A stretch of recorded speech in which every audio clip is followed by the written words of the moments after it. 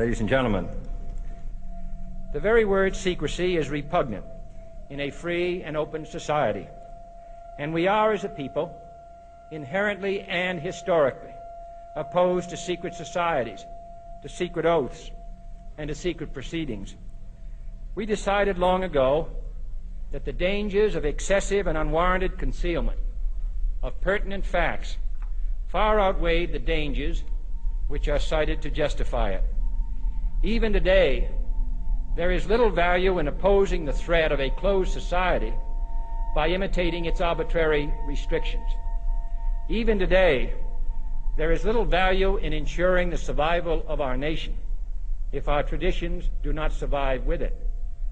And there is very grave danger that an announced need for increased security will be seized upon by those anxious to expand its meaning to the very limits of official censorship and concealment. That I do not intend to permit to the extent that it's in my control. And no official of my administration, whether his rank is high or low, civilian or military, should interpret my words here tonight as an excuse to censor the news, to stifle dissent, to cover up our mistakes, or to withhold from the press and the public the facts they deserve to know. For we are opposed around the world by a monolithic and ruthless conspiracy that relies primarily on covert means for expanding its sphere of influence, on infiltration instead of invasion, on subversion instead of elections, on intimidation instead of free choice, on guerrillas by night instead of armies by day.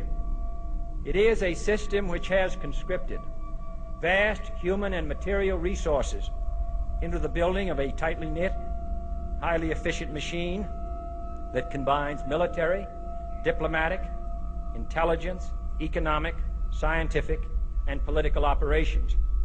Its preparations are concealed, not published. Its mistakes are buried, not headlined. Its dissenters are silenced, not praised. No expenditure is questioned, no rumor is printed, no secret is revealed. No president should fear public scrutiny of his program, for from that scrutiny comes understanding, and from that understanding comes support or opposition, and both are necessary. I am not asking your newspapers to support an administration, but I am asking your help in the tremendous task of informing and alerting the American people. For I have complete confidence